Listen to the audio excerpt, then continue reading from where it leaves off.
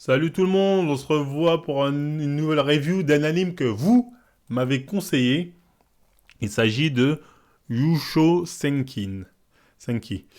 Bon, quoi vous dire là-dessus bon, c'est un isekai. Bon, je vais aller droit dans le pied. C'est un mec qui était un peu un sociopathe dans la vie de tous les jours, dans notre monde actuel, qui virait les gens à tour de bras sans aucun souci. Et un jour, un des mecs qu'il a viré le pousse sous un train. Qu'est-ce qui se passe à ce moment-là? Le temps s'arrête et une personne se présente à lui, se présente comme Dieu. Il lui dit, toi t'es qu'un athée, il serait temps de croire à moi. Le mec il dit, comment ça, Dieu n'existe pas, nanani, nanana.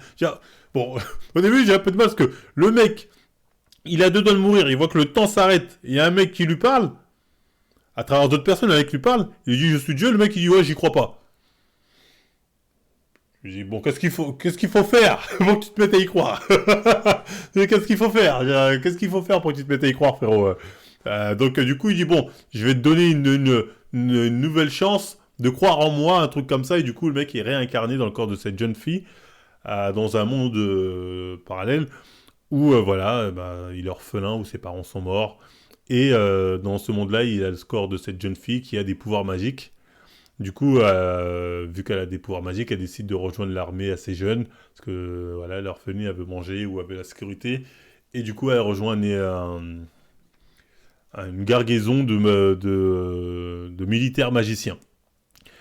Et du coup, voilà, on va voir le mec, comment il va monter en grade, comment il va développer son pouvoir magique, comment, voilà, à cet âge-là, une jeune fille va commander toute une unité de magiciens sous ses ordres.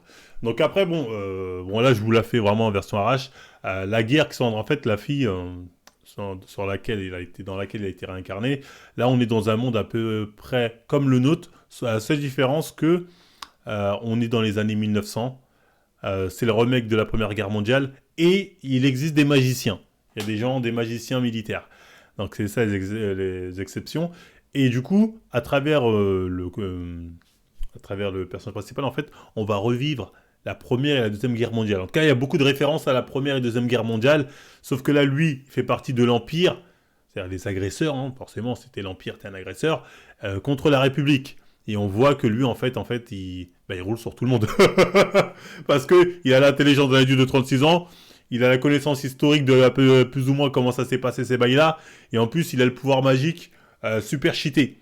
Il a un pouvoir magique super cheaté parce que oui, je vous ai pas dit, parce que la personne qui se dit être Dieu revient le voir et lui dit si tu veux que je te donne encore plus de pouvoir magique, il va falloir que tu me pries, tu dis mon nom, que tu me glorifies.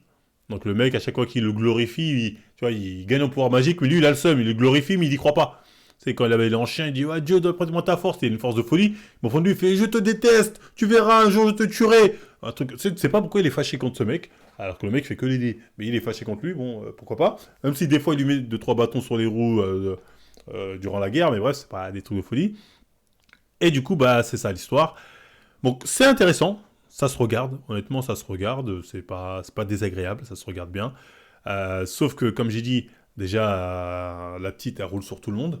Enfin, c'est pas vraiment un problème parce qu'elle a le recul, tu vois, c'est pas choquant, elle a le recul, elle a vu quelque part l'avenir, en plus c'est un putain de pouvoir magique, donc elle anticipe les trucs, donc ok, c'est juste euh, en fait, c'est trop facile. En fait, elle roule sur tout le monde. Et en face, tu vois, ils sont juste dépassés. En tout cas, dans la saison 1 de ce que j'ai vu, hein, après, il n'y a qu'une saison. Ils sont tous dépassés. Ah, mais comment ils savent c'est C'est, il aurait fallu, un peu comme un Light Yagami, elle, quelqu'un en face, peut-être quelqu'un de tout s'est réincarné, qui arrive à contrer ses plans. En mode, oh, faut faire ci, bim, merde, je suis niqué.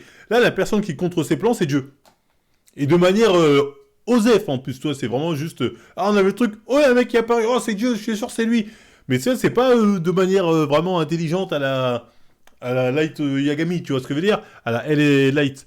C'est juste un peu comme ça, des fois il sort un petit Deus Machina, hop là, des gens apparaissent, et encore, c'est même pas efficace, c'est pire.